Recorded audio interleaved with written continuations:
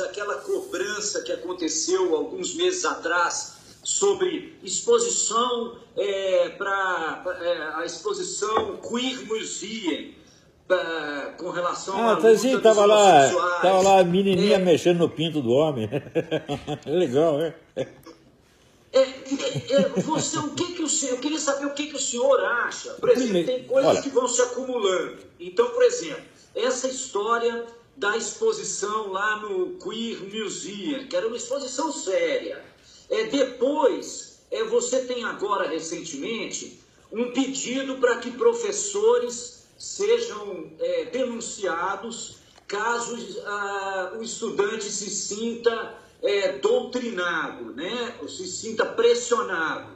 Isso partiu, inclusive, do próprio Bolsonaro, mas também de seguidores, uma deputada que foi eleita agora, no Rio Grande do Sul. Quer dizer, essas ações que parecem repressivas, truculentas, o que o senhor acha disso? Por que é truculento? Sobre esses acontecimentos? Por que seria truculento um aluno filmar a opressão que um professor exerce sobre ele? E não é truculento o professor proibir essa gravação. O que os professores estão querendo é o direito ao sigilo no ensino público. Ou seja, ninguém pode saber o que eu estou ensinando aqui. Você não pode me filmar e contar para os outros. Só existem 3 motivos pelos quais um professor pode querer isso. Primeiro, ele é um agente comunista mesmo e está querendo manipular todo mundo e não quer que ninguém saiba. Segundo, ele é um incompetente e quer esconder sua incompetência. Terceiro, ele é um pedófilo. Só existem esses 3 motivos. Nenhum deles é respeitável, eles não têm direito a esse sigilo, eles estão exercendo a censura sobre seus alunos e se queixando, fazendo de coitadinho como se o vítima de censura fosse eles. É uma inversão total. Mas o direito ele não tem, porque isso é contra a lei, né? Existe o direito, ele tem o direito. Quem tem direito? Peraí, eu não entendi. No campo do Código Penal. Peraí. A ética disso, né? Espera. Eu perdi a sua frase porque houve uma interrupção aí. Você pode repetir, por favor? Sim, eu estava dizendo que o direito ele não tem, porque é contra a lei, o professor ser filmado e exposto. Mas eu não gostaria de entrar no campo do Código Penal. Um momento, ele ser filmado. Ética e de liberdade. Ele ser filmado e exposto não é contra a lei nenhuma. Contra a lei é ele proibir, é ele exigir o sigilo numa atividade que, por definição, é pública. Nenhum professor pode impedir o aluno de gravar o que ele está ensinando. Isso é censura exercida em massa sobre todos os alunos, exercida por essa cambada de manipulador filha da puta. E depois ele se faz de coitadinho. Não tem o menor sentido. E o senhor não acha que se essa doutrinação tiver... Né, estou usando o termo que você não usa, mas é o termo que está sendo dito aqui, né? Se essa doutrinação fosse assim, tão eficiente, nós não teríamos tido mais governos de fato de esquerda? Não, peraí. Qualquer candidato comunista que se eleja por meio eleitoral num regime ainda capitalista, ele não vai ser louco de chegar, agora implantei o comunismo e virou tudo comunismo. Não, vai ter 20 governos de transição, que será visto como comunista por alguns e como pró-capitalista por outros. A oposição de direita dirá que ele é capitalista, que ele é comunista, e os comunistas mais radicais dirão que ele é de direita. Isso é natural, isso acontece assim. Ora, a dominação esquerdista nas escolas é total, 100%. Não se admite uma única voz discordante, e isso está assim há 40 anos. Isso começou a ser documentado nos anos 80 pelo falecido Nelson Lehmann da Silva. Ele naquela época já tinha pilhas e pilhas e pilhas de documentos do que estava acontecendo. Levou muito tempo para que as pessoas tomassem consciência de que esse problema era realmente grave. E o problema, repito eu, não é a doutrinação. não é o viés ideológico, porque é impossível você transmitir qualquer conteúdo cultural que não tenha nenhum viés ideológico. Isso é materialmente impossível. O problema não é a doutrinação, o problema é a censura. Professor que faça lá a doutrinação que ele quiser, mas que ele deixe a doutrinação oposta se manifestar, e é isso que eles não deixam. Eles não querem nem ser filmados, eles não querem ser documentados, eles querem o segredo total, ou seja, querem a dominação total sobre as mentes dos seus alunos. Os pais não podem saber, a opinião pública não pode saber. Isso é a coisa mais imoral, obscena e criminosa que eu já vi. Não tenho nenhum respeito por essas pessoas, não. O senhor apoia, acha uma boa ideia a escola sem partido? Depende. Eu acho que denunciar o caso... Eu já disse, a minha posição com relação à escola sem partido, eu falei assim, no fundo, eles têm razão. Quer dizer, o protesto é inteiramente justo. Agora, as táticas, a estratégia dele, eu tenho sérias críticas, inclusive o uso do termo doutrinação. E o ideal, vamos dizer, o termo está errado, escola sem partido. O certo é o seguinte, escola com todos os partidos. Não escola, uma escola neutra. Esse isentismo é uma ilusão pequeno-burguesa. O que tem não é a escola sem ter nenhum partido, é a escola tendo todos os partidos, está aberta a tudo. É você ter o verdadeiro pluralismo, você ter o verdadeiro debate, você ter a verdadeira discussão. E isso que os caras não querem. Estou falando que eles não querem nem que grave a aula, eles querem dar aula em segredo. Isso é um crime. São todos criminosos. Eles estão impondo uma censura que eles não têm direito de impor. E exigindo, usando a máquina pública para fazer lá dentro em segredo tudo o que eles quiserem. Professor, o senhor acha que uma das soluções para essa questão que o senhor colocou como censura seria, por exemplo, a privatização das universidades? Não, porque nas universidades privadas acontece a mesma coisa. Isso não... mas aí você pode ter, por exemplo, um empreendedor do ensino de terceiro grau cujo grande filósofo e guru é Olavo de Carvalho. Você pode ter essa distinção. Você vai ter um que vai achar que Marilena Chaui é a grande pensadora do país. Se isto fosse assim, os grandes empresários teriam todo apoiado o Bolsonaro. E isso não aconteceu. O empresariado brasileiro está vinculado à esquerda há mais de 50 anos. O mercado, o senhor diz, o que se chama de mercado? Não, peraí. O mercado não é um sujeito, agente. Sim. O mercado é um efeito matemático de milhões de ações desencontradas. Tá certo? Então, é claro que o mercado pode ir para um lado enquanto os empresários estão indo para outro. Aliás, isso acontece com frequência. Ninguém dirige o mercado, porque se dirigir não é mercado mais. Então agora o pessoal confunde. Eles pensam, quando falam em mercado, eles imaginam assim, o consenso dos capitalistas. Isso é loucura. Isso é analfabetismo. Esse pessoal tem que estudar. Vai estudar o Joseph Schumpeter. Né? O pessoal talvez entenda alguma coisa disso. Enfim, nós estamos no país mais ignorante do mundo. Né? O pessoal precisa acordar.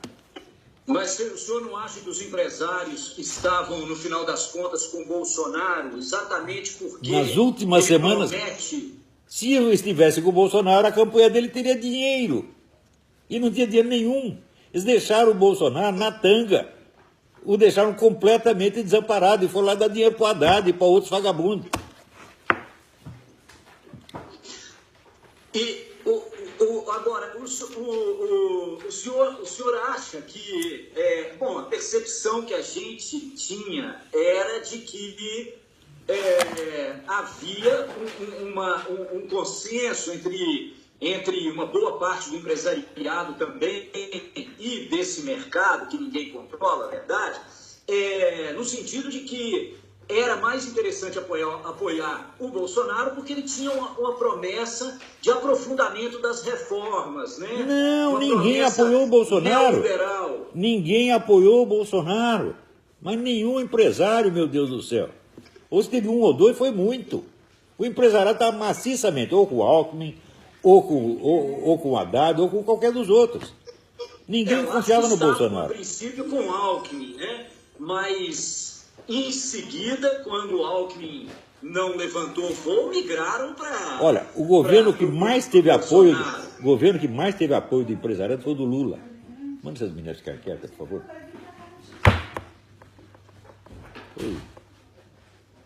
Oi, pode continuar. Sim, sim. Você estava dizendo, né, que teve o maior apoio dos empresários foi o governo Lula, né? E olha, por que é assim? Vamos, aí tem que fazer uma retaguarda histórica muito mais séria do que as discussões do dia a dia permitem. Você verá, quando foi na década de 60, houve uma profunda mudança no discurso, na ideologia e na estratégia da esquerda. Graças à influência do pessoal da escola de Frankfurt, sobretudo, que tinham desistido da Revolução Proletária e descobriram novas classes revolucionárias, que seriam o lumpenproletariado, os artistas, os intelectuais e os estudantes. E achavam que o fronte principal de combate era a cultura. Portanto, eles descreviam isso como o trabalho do negativo, quer dizer, destruir todos os valores culturais, morais, etc., etc., que, segundo eles, sustentavam o capitalismo. Acontece que se você destrói todos os valores e referências morais, religiosas, etc., etc., só sobra um único fator organizador na sociedade, que é a economia. Então, a economia se torna a fonte de todos os valores. Quem ganha com isso? Os banqueiros e grandes empresários. Eles se tornam os donos de tudo e nós temos aquilo que Marx chamava o capitalismo cru, que é o que nós temos hoje.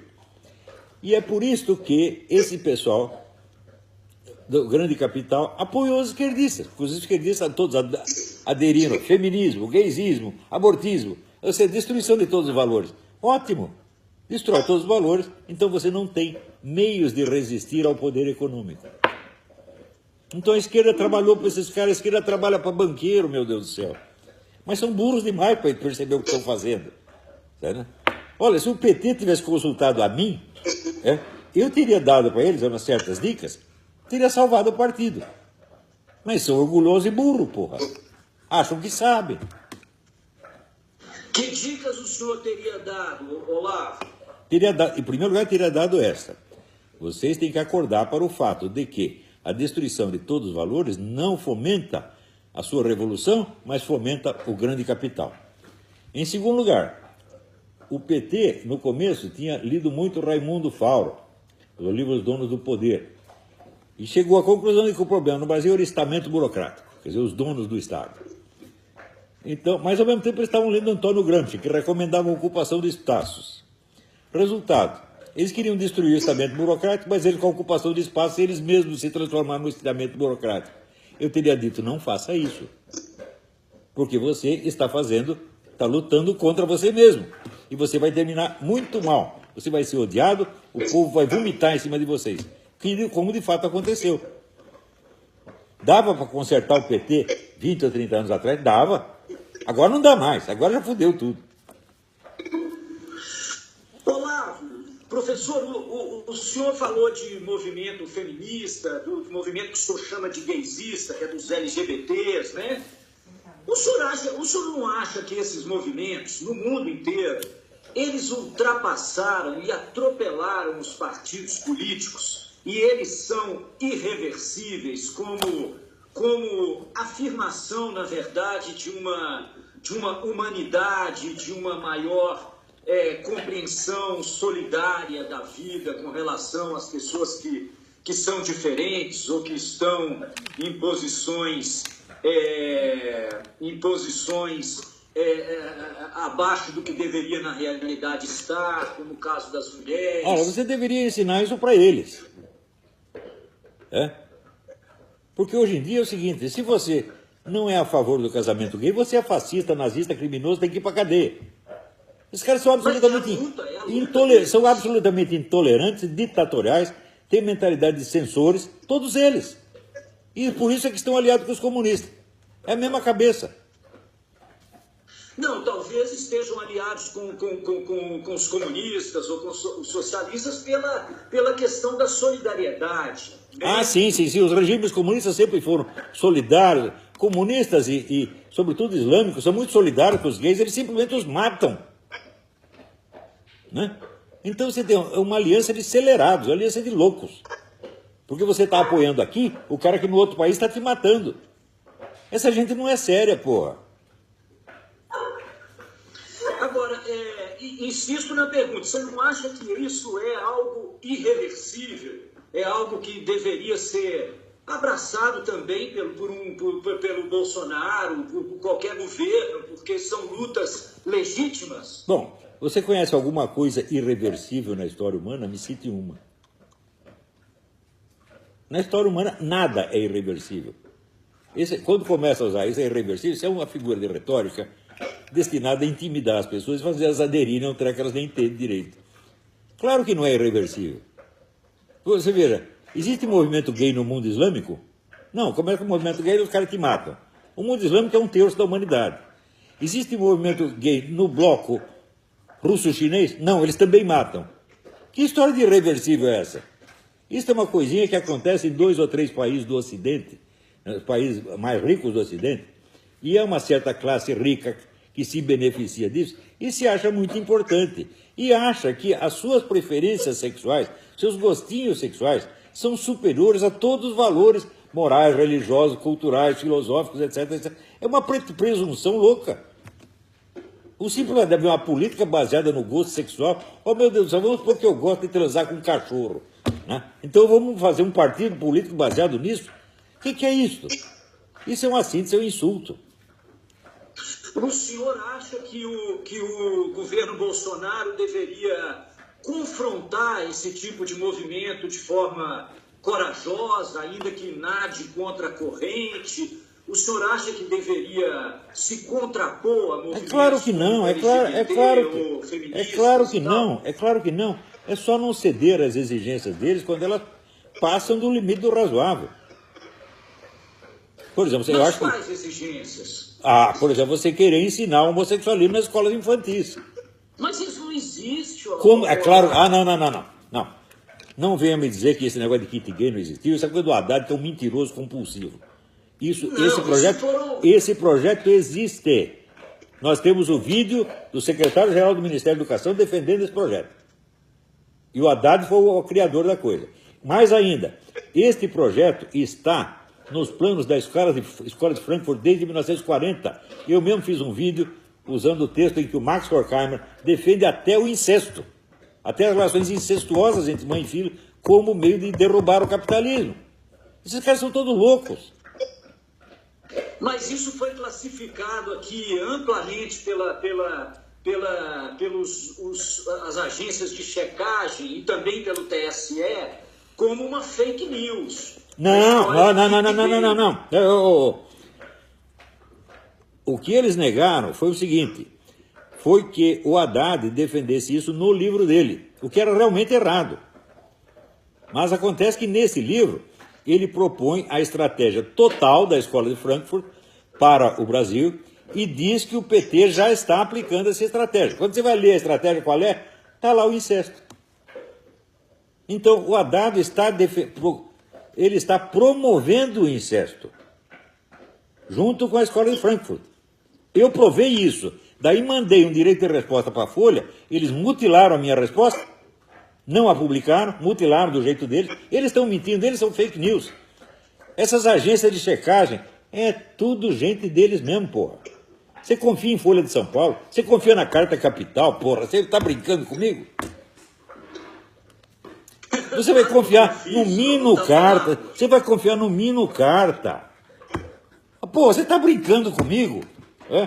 Conheço esse homem assim, de velhos carnavais. Isso é apenas um ator. Ele é um cara histriônico, você está entendendo? Isso é só exibição, é só vaidade. Não é uma pessoa de estudo, não é um homem sério. As pessoas não estudam os assuntos seriamente no Brasil. Se apegam a esses chavões, slogans, etc. E acreditam piamente nisso. Se a Folha tivesse segura do que ela fez, ao dizer que era fake news o que eu tinha afirmado, ela teria publicado a minha resposta, em vez de mutilá-la. Falsificou a minha resposta. Se isso é coisa de gente honesta? A Folha sempre foi mentirosa. É por isso que está caindo. Olha, a Folha hoje vende menos do que na década de 50. E vai acabar essa porcaria. E a Carta Capital que se cuide também. Senão vai perder totalmente sua credibilidade. Eu não estou falando para ferrar com vocês, não. Eu estou ajudando. Vocês têm que tomar consciência, porra. Professor, o senhor acha que o Bolsonaro deve fazer uma revisão na história como ela, a história da ditadura como ela é relatada, contada? Eu não sei se o Bolsonaro deve fazer isso, mas alguém deve fazer.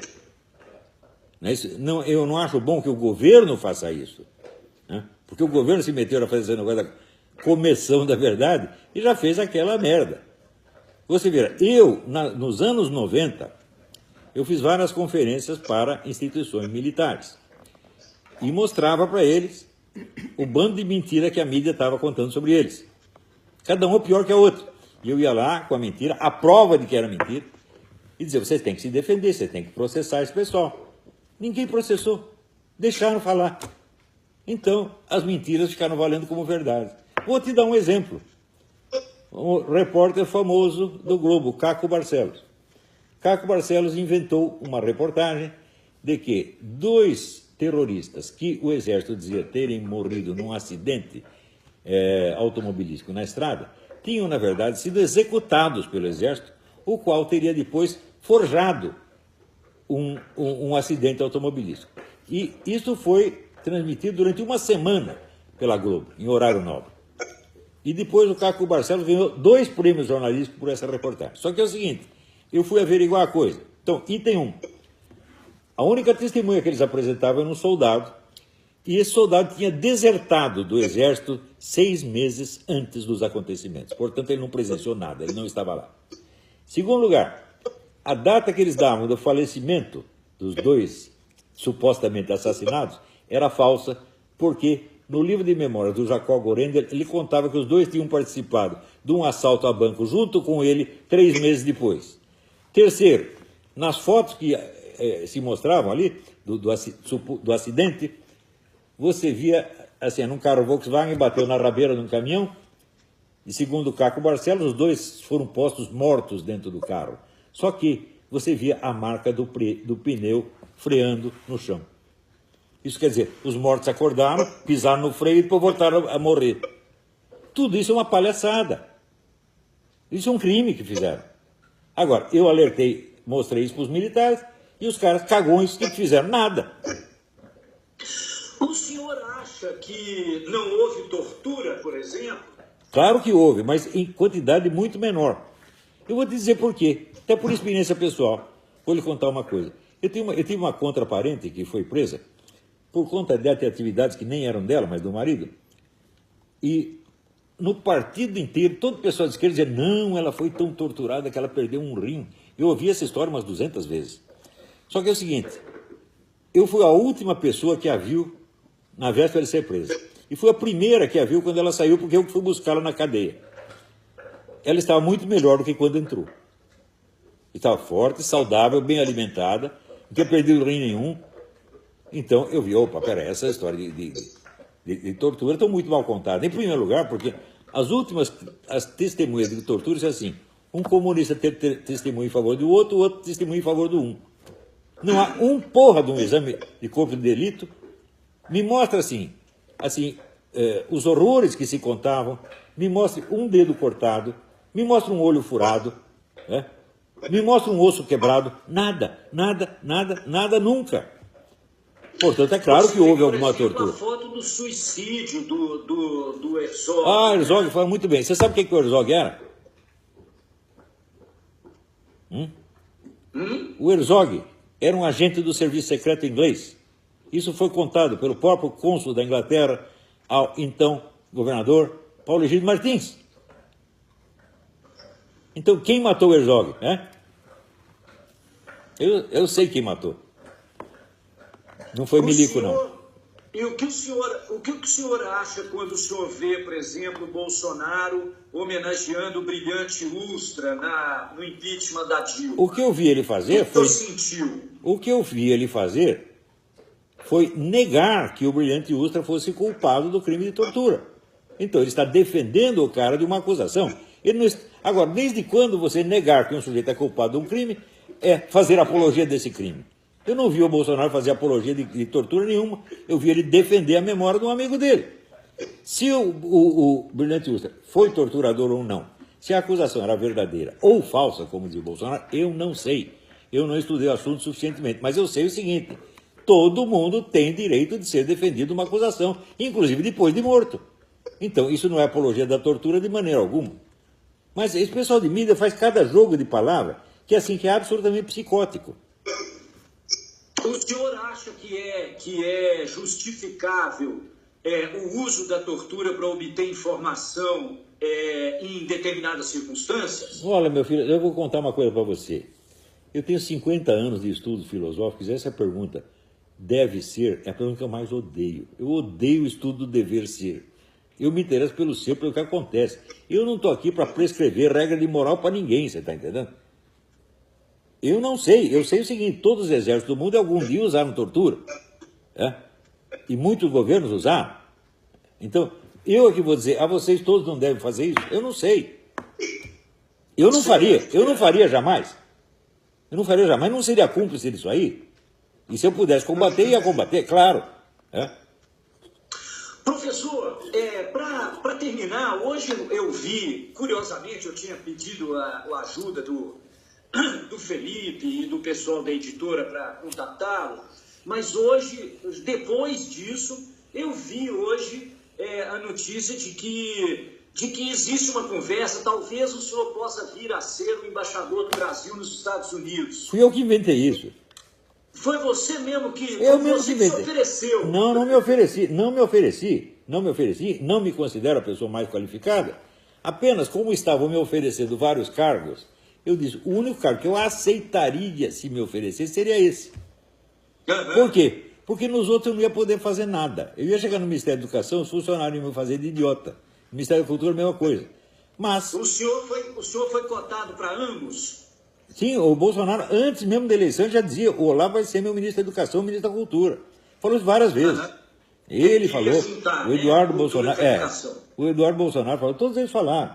E eu falei, não, eu não vou aceitar, porque eu não tenho... Primeiro que eu não tenho competência para isso. Eu nunca entrei no Ministério da Educação, não sei onde fica, pô. Então, para você ser ministro de alguma coisa, não basta você conhecer o assunto. Você precisa conhecer o ministério, o órgão, o seu funcionamento, os seus funcionários. Eu não conheço nada disso. Então eu ia chegar lá e ia ser um palpiteiro idiota. Eles não querem ser isso. Agora, se eu fosse embaixador, eu saberia negociar acordos bons para o Brasil. Mesmo porque eu tenho uma perspectiva assim, geopolítica mais ampla e tenho o que conversar com o Donald Trump e com o seu secretário de Estado sobre isso. Eu tenho uma compreensão disso. Às vezes, cá entre nós, mais profunda que a deles. Então eu falei, Steve Bannon, etc. Não. Tem coisa que eu entendo e o Steve Bannon não entende.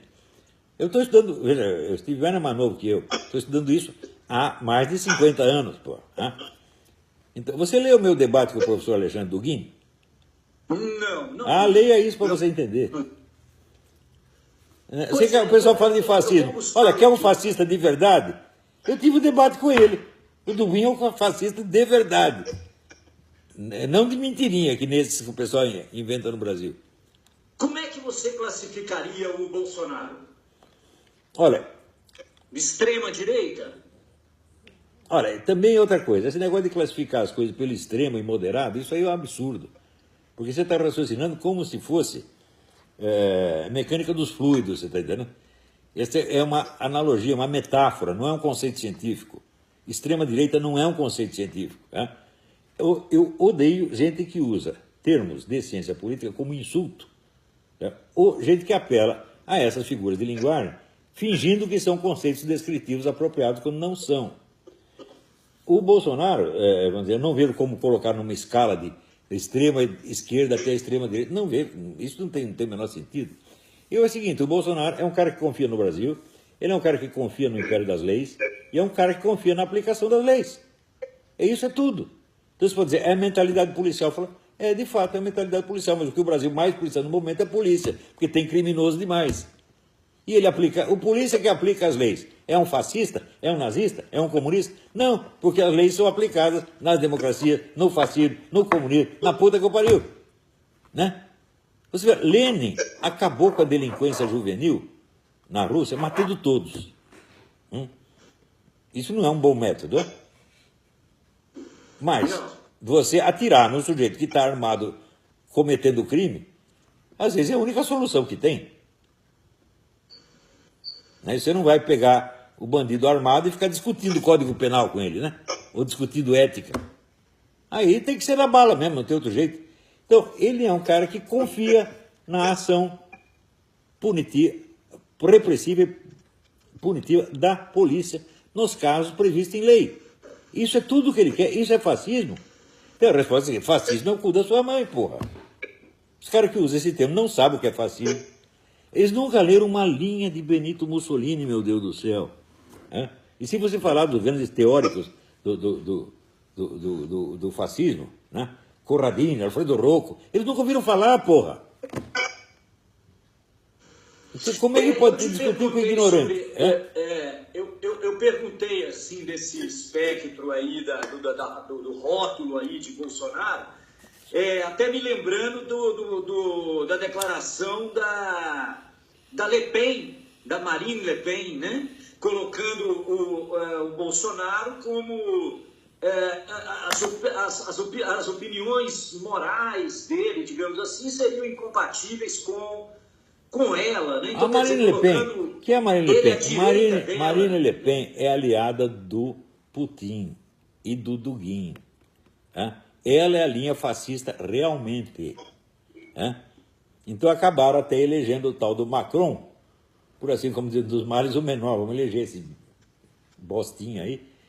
Pelo menos ele não está aliado com a Rússia. Por quê? A Rússia detém o monopólio do gás que vai para a Europa Ocidental. Se encher o saco da Rússia, ela fecha o gás e todo mundo morre de fome. E a Marine Le Pen trabalha para isto. O poderio russo, que é realmente fascista. Não é comunista mais, é fascista, nacionalista e imperialista. Só que o pessoal não sabe, porra. O único antifascista que tem nesta merda sou eu. Porque eu sei o que é o fascismo. E eu sei o que eu estou combatendo. Ô, professor, o governo Bolsonaro promete ser um governo neoliberal.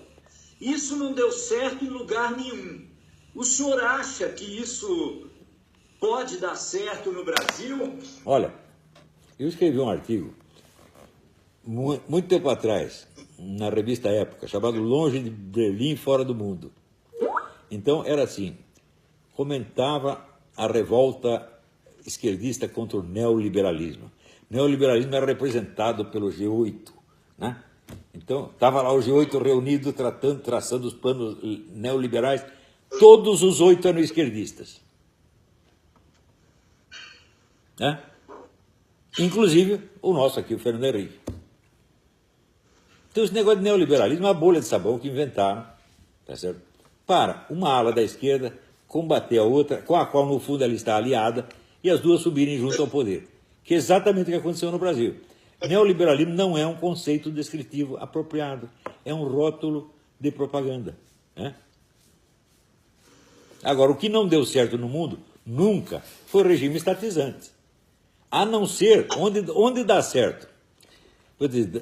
O regime estatizante dá certo nas circunstâncias em que ele deu certo na Itália fascista e na Alemanha nazista, que são circunstâncias de guerra. Eles estão preparando uma guerra, então eles militarizam a sociedade inteira, e daí o governo, junto com meia dúzia de grandes empresas, manda em tudo. Isso dá certo, mas termina numa tragédia, você sabe perfeitamente disso. Então, fora disso, o que dá certo? É o bom e velho liberalismo, não neoliberalismo. Bom e velho liberalismo. É a economia, vamos dizer, onde você deixa a sociedade ela mesma inventar suas soluções na máxima medida possível, reduzindo o papel do Estado em papel base de segurança, proteção do território, etc, etc. E, de vez em quando, uma ajuda quando a iniciativa privada não consegue resolver um problema. Nós sabemos que no Brasil existe capitalismo graças ao governo. Você sabe como é que foi isso, né? O senhor acha que isso tem alguma chance de prosperar num país que 3 gerações atrás, abandonou os escravos à própria sorte depois da abolição da escravatura? Um país mas peraí. O país abandonou os escravos à sua própria sorte, assim, não havia indústria, não havia emprego. Olha, a libertação dos escravos foi no fim do século XIX. Qual foi o primeiro surto industrial no Brasil? 30 e tantos anos depois. Então é por isso que tinha muitos escravos que não queriam ir embora da fazenda. Falaram, eu saio daqui e vou para onde? Vou para o buraco. Né? E vão morar em favela. Sabe que favela queria dizer barraco de papelão. Ou seja, os caras saíram da fazenda para morrer de fome. Então, mas a consequência disso hoje... Não foi culpa de ninguém, você está entendendo? Não resolveu esse problema. Não foi culpa de ninguém. O Estado fraco é solução para isso, Olavo? O que você quer dizer com o Estado fraco? O Estado que interfere menos... O Estado não provê condições de equalizar isso melhor, de atacar o problema da desigualdade com intervenções que se no Brasil, façam. Os termos Estado fraco e Estado forte são usados de maneira invertida. Porque eles chamam de Estado forte o Estado que carrega todos os deveres nas suas costas. Isso é claro que enfraquece o Estado. O Estado tem que usar o poder e a criatividade da sociedade. Está entendendo? Ele não tem que, vamos dizer, se sobrecarregar de todos os problemas e dar todas as soluções, porque isso o estrangula. O Estado se torna impotente porque ele tem problemas demais para resolver e recursos de menos. Você tem que graduar a intervenção do Estado pelas possibilidades reais do Estado. Senão, o que você faz? Vamos assumir mais responsabilidade. Não temos dinheiro, então temos que arrancar mais dinheiro do povo. Olha, aquele professor Pierluigi Piazzi, ele dizia o seguinte, a manutenção de um único estudante brasileiro numa escola estatal custa 3 vezes a mensalidade de uma escola privada. Então isso, a educação é o direito de todos, vamos dar a educação para todos. Só que você não tem dinheiro para isso, então você precisa arrancar o dinheiro do povo para fazer isso. Então é uma questão de bom senso, nós temos dinheiro para fazer o quê? Então o Estado assumir deveres na proporção dos seus recursos verdadeiros. É uma coisa muito simples. Ou seja, é aquela fórmula do Marco Túlio Cícero, né? O Estado não gastar mais dinheiro do que tem, porque senão ele vai ter que tomar o dinheiro de alguém. Ô, professor, para finalizar, queria que o senhor me dissesse o que o senhor achou ali quando, no dia que o Bolsonaro ganhou a eleição, no segundo turno, a primeira ação que nós brasileiros podemos assistir aquele dia foi uma oração puxada pelo Magno Malta. O que o senhor acha disso, o senhor que é um entusiasta desse governo?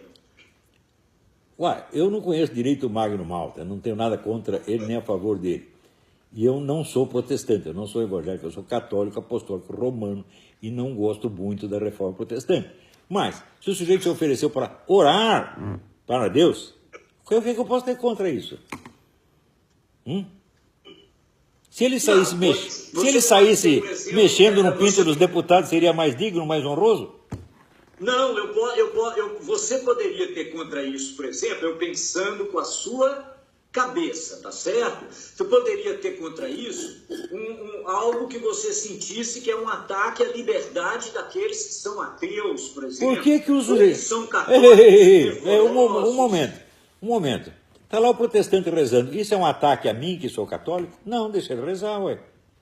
Como é que um sujeito rezar... seu presidente, eu concordo. Como é que um sujeito rezar pode ser uma repressão à ideia de quem quer que seja? Isso é inteiramente absurdo, isso é histeria. É se fazer de auto-vitimização histérica. Que é um truque que esse pessoal comunista usa o tempo todo, porra. Não, você pode ter a compreensão de que as igrejas evangélicas não têm um bom papel, não cumprem um bom papel na sociedade brasileira. E um grupo pode raciocinar dessa maneira e assim se sentir aviltado, né, por uma quem cumpre um bom papel é o PT, é o Comando Vermelho, é o PCC, é as Farc, Isso aí é um bom papel. Agora, o Magno Malta, que é o ruim, ele chega lá e reza um Pai Nosso, porra. Os outros, esse pessoal, está inundando o Brasil de cocaína. As Farc têm um monopólio, praticamente, da distribuição de cocaína no Brasil. Estão matando o brasileiro um atrás do outro. E daí, isso tudo é bom. Agora daí vem um homem e reza um Pai Nosso. Que criminoso. Pô, para um pouco para pensar, pô. Eu sei que esse meio jornalístico, as pessoas tanto repetem as mesmas coisas que elas começam a parecer naturais. Eu já vivi nesse meio, eu sei, é um negócio auto-hipnótico que não para. E você, como todos os membros da sua redação, cai nessa, porra. Vocês não analisam os fatos, vocês não conhecem os fatos, vocês conhecem só conversa mole. Se intoxicam de conversa mole, né? Esse é o problema. Professor, então, é isso. Você está em conversações diárias com o Bolsonaro? Como é que tem sido nunca, a sua relação com ele? Eu estou falando, eu conversei com o Bolsonaro 2 vezes na vida. Né? E com o filho dele, Eduardo, mais 2. Né? E com o Carlos, mais um, o Flávio, que veio aqui trazer uma condecoração. Isso foi tudo. O resto é o seguinte, eles leem os meus livros, tiram lá as conclusões que querem. Eu acho que entendem bem, porque eu não me esqueço de ser um autor mal compreendido por quem me lê. Tem gente que não entende nada porque não leu nada. Leu lá 2 posts do Facebook e sai falando do pensamento do Olavo de Carvalho. Tirando esses que são charlatães, em geral o pessoal me entende bem. Então, o Bolsonaro está seguindo as minhas lições do jeito que ele as entende. Eu nunca parei para conferir como é que ele estava entendendo.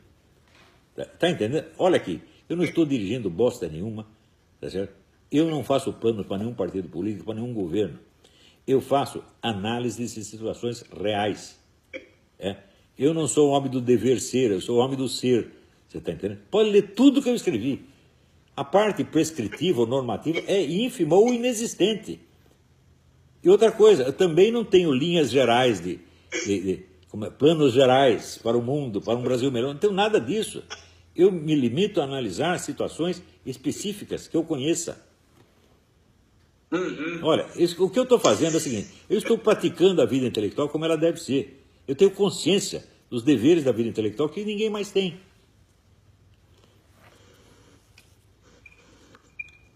Perfeito. Professor, quero te agradecer a sua entrevista.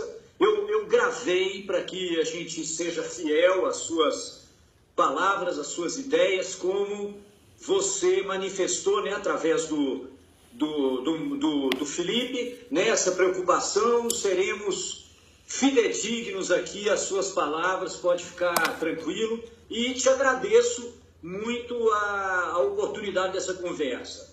Eu que agradeço. Vocês da Carta Capital estão melhorando, estão querendo me ouvir. Deveria ter ouvido muito antes.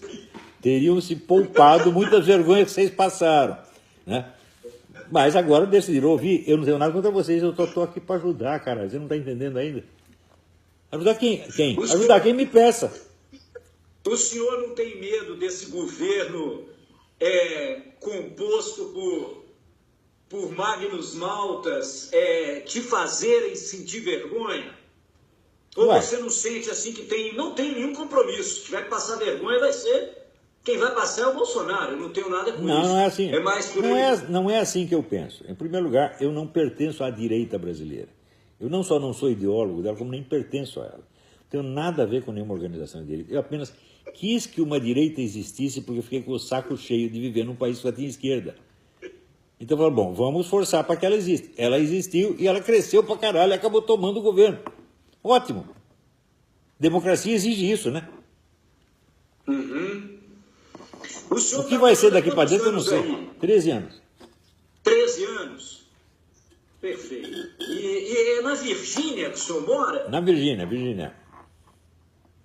Perfeito. O senhor tá em que cidade aí? Eu estou aqui em Richmond, mas é a periferia de Richmond, né? Certo. Eu moro em Richmond, mas é na área rural. Eu moro em Richmond, mas é na área rural, não no centro da cidade ali. Certo, o senhor está na área rural, então. Perfeito. Uma última pergunta que eu acho que não pode faltar, porque o senhor está aí, tá? Me desculpa, uma última questão. O senhor acha realmente que armar os brasileiros é uma solução para a nossa segurança pública, em vista do que o senhor vê aí, os massacres que acontecem aí? O senhor ainda acha que tem um saldo positivo na relação do americano com a arma? Como é que o senhor Você verá, sabe qual é o estado que tem legislações mais restritivas para armas? Illinois, especialmente a cidade de Chicago. Qual é a cidade mais violenta dos Estados Unidos? Chicago. Sabe qual é o estado que tem mais armas? O estado do Maine. Sabe qual é o estado que tem menos crimes? O Maine. Precisa dizer mais alguma coisa? Agora, eu não acho que espalhar arma para todo mundo seja resolver o problema da segurança pública. Eu acho que o sujeito se armar é uma solução para a proteção dele. Porque quando eu morava no Brasil, perto do Duque de Caxias, eu já tive minha casa invadida e se eu não estivesse armado, eu estaria morto. Então, para mim, quebrou o meu galho. Agora, não foi nem preciso. Os caras viram que eu estava numa posição onde eles... A minha posição era tão vantagem que eu podia acertar eles, eles não poderiam acertar em mim, então foram embora, pô. Daí avisei a polícia levou 1h30 para chegar. Quando chegou, os caras estavam já em Mato Grosso do Sul, né? Então, a arma é um bom elemento de defesa, não só contra assalto, essa coisa toda, homicídio, mas também contra animais. A região que eu moro, de vez em quando aparece um urso por aí, eu vou deixar o urso comer alguém da minha família, ou mesmo comer o meu cachorro, eu não, passo fogo no bicho, porra. Tá certo. Professor, muitíssimo obrigado, então. Obrigado eu. Tudo de bom. Quando a reportagem sair, eu lhe envio um link por aqui mesmo pelo Skype, tá bom? Tá muito bom. Não vai dizer que eu sou fascista, filha da puta, assassino, matador de criancinha, por favor. Não direi isso, pode deixar. Tá bom. Um abraço, boa sorte para você, para todo mundo aí. Um abraço. Tchau. Aquela hora que você jogou merda no carta, foi demais. Nós se diverte, né? Você acredita em mim no carta, puta merda. No patrão deles. Começa a falar. Ai. Não é no carta, cara?